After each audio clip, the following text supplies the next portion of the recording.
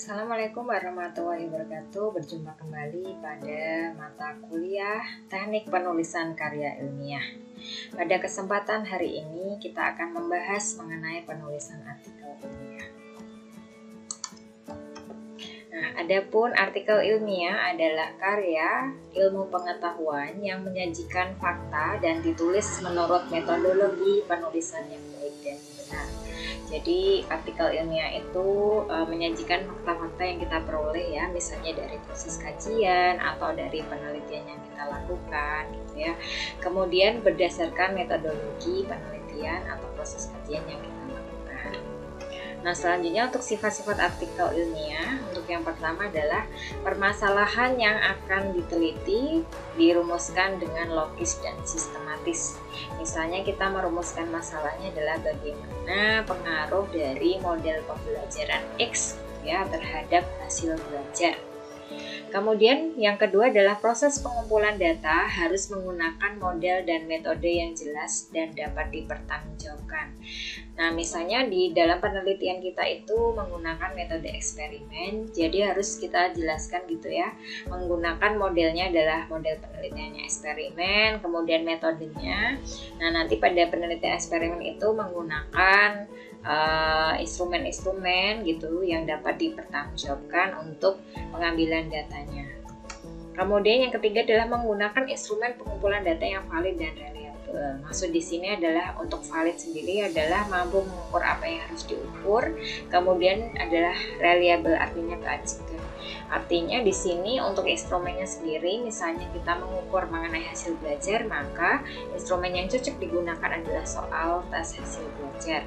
Kemudian selain valid, maka juga harus reliable, artinya ajak ketika diberikan kepada individu yang pintar, maka hasil nilai tes tersebut akan menunjukkan skor yang bagus dan juga diberikan kepada siswa yang kurang pintar, maka nilai atau skornya juga rendah. Kemudian yang keempat adalah hasil dan kesimpulannya akurat dan dapat dipertanggungjawabkan kebenarannya. Karena metode yang kita gunakan sudah sesuai gitu dan juga instrumen yang kita gunakan sudah sesuai, maka hasil yang didapatkan dari penelitian tersebut itu dapat kita olah sehingga menghasilkan kesimpulan yang akurat serta dapat dipertanggungjawabkan. Kemudian karya tulis ilmiah memiliki substansi dan cara penyajian yang jelas. Artinya pada suatu karya ilmiah itu pasti memiliki bagian-bagian ya, dan juga cara penyajiannya jelas. Misalnya di bagian awal kita sajikan pendahuluan memuat latar belakang, kemudian rumusan masalah, tujuan penelitian dan sebagainya. Kemudian karya tulis yang baik itu harus aktual dan mengandung kebaruan atau novelty. Nah, di sini tema-tema yang kita tuliskan dalam suatu karya ilmiah itu merupakan tema-tema yang terkini dan memiliki sisi kebaruan. Apa sih bedanya dengan penelitian-penelitian yang sudah orang lain lakukan sebelumnya? Kemudian yang terakhir adalah kerangka atau sistematikanya jelas, gaya penulisannya baik, dan menggunakan sumber atau referensi yang cukup.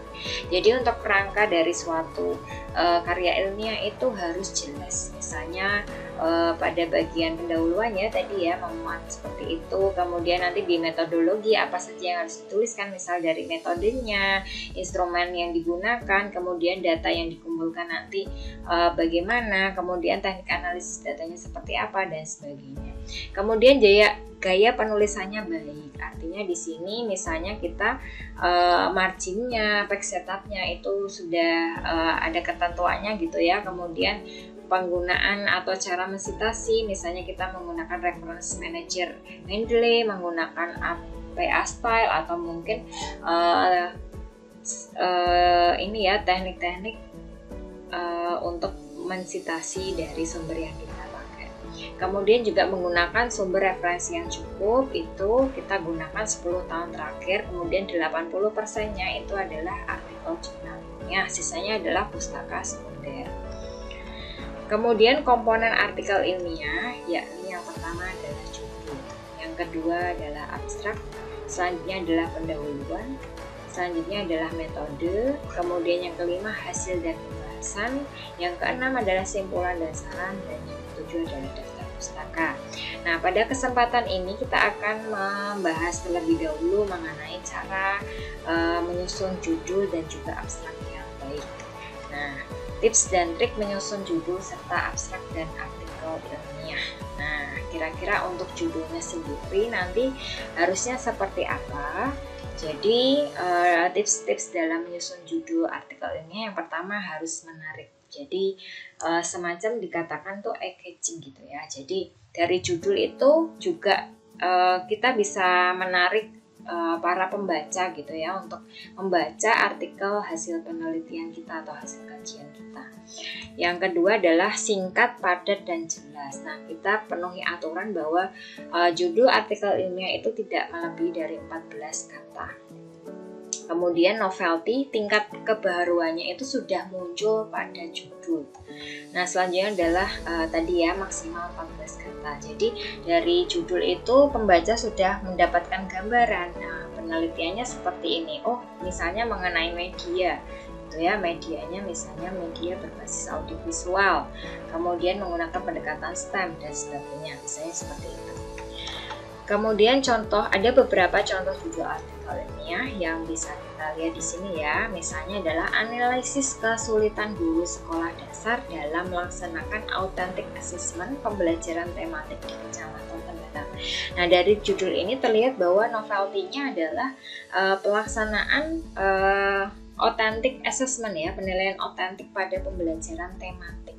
Kemudian dari judul ini juga sudah tercermin bahwa yang diteliti itu adalah kesulitan apa saja sih kesulitan guru-guru sekolah dasar gitu ya dalam melaksanakan pembelajaran otentik di pembelajaran penilaian otentik di pembelajaran tematik. Yang kedua misalnya pengembangan media monoraja, monopoli aksara Jawa untuk siswa sekolah dasar. Nah, di sini kita juga bisa melihat bahwa ada keterbaruannya yaitu adalah penggunaan media monopoli itu ya yang diadaptasi atau dimodifikasi menjadi monopoli aksara Jawa yang digunakan untuk pembelajaran bahasa Jawa ya di siswa SD. Kemudian penerapan model pembelajaran complete sentence untuk meningkatkan kemampuan menulis karangan. Selanjutnya ada model literatur BIS dan program gerakan literasi sekolah serta program baca tulis asyik kreatif komunikatif di sekolah dasar. Nah, dari judul-judul ini kita bisa melihat ya bahwa ada keterbaruan dari judul-judul yang diberikan. Kemudian ada implementasi strategi pembelajaran menulis berbasis multiple intelligence. Nah, kemudian kalau tadi berkaitan dengan judul, sekarang abstrak. Nah, abstrak sendiri adalah ringkasan isi artikel ilmiah. Kemudian juga bisa menggambarkan secara singkat dari karya tulis ilmiah atau penelitian. Kemudian tipsnya bagaimana dalam menuliskan abstrak. Jadi abstrak itu terdiri dari hanya satu paragraf saja dengan 100 sampai dengan 150 kata saja. Tidak usah panjang-panjang. Kemudian yang kedua adalah memuat apa saja, ada latar belakang, selanjutnya tujuan, kemudian metode, kemudian hasil penelitian, dan simpulan. Nah, jadi ini adalah poin-poin yang harus kita tuliskan pada sebuah abstrak. Kemudian yang ketiga adalah tidak memuat citasi. Jadi pada abstrak itu kita tidak boleh melakukan citasi ya. Kemudian rumus, kemudian tabel, dan juga gambar. Jadi pada abstrak itu tidak terdapat 4 komponen ini ya, baik citasi, rumus, tabel, maupun gambar. Kemudian contoh abstrak ya, dari sini kita bisa lihat untuk komponennya tadi seperti apa gitu ya. Nah, pendekatan saintifik maupun pemanfaatan sumber belajar berbasis lingkungan merupakan dua bentuk pembelajaran yang mampu memberikan dampak positif terhadap proses pembelajaran. Ini adalah pada bagian latar belakang. Jadi kita ambil atau kita sarikan dari latar belakang gitu ya. Kemudian tujuan dari penelitian ini adalah untuk ini memuat tujuan. Selanjutnya metode. Nah, ini tertulis adalah penelitiannya di sini adalah menggunakan kuasi eksperimen. Modelnya adalah non-equivalent control group design. Kemudian sampelnya adalah siswa kelas 5B dan juga siswa kelas 5C. Kemudian teknik analisis datanya menggunakan uji Menbune. Kemudian untuk hasilnya kita bisa lihat di sini adalah hasilnya menunjukkan bahwa terdapat perbedaan signifikan, sehingga ini ya bisa kita simpulkan bahwa penerapan pendekatan saintifik ini dengan jika dikombinasikan dengan pendekatan lingkungan dapat meningkatkan hasil belajar siswa. Jadi ada 5 komponen ya, tadi ada latar belakang, kemudian tujuan, kemudian metode, hasil, dan simpulan. Oke, baik, terima kasih atas perhatiannya, semoga materinya bermanfaat.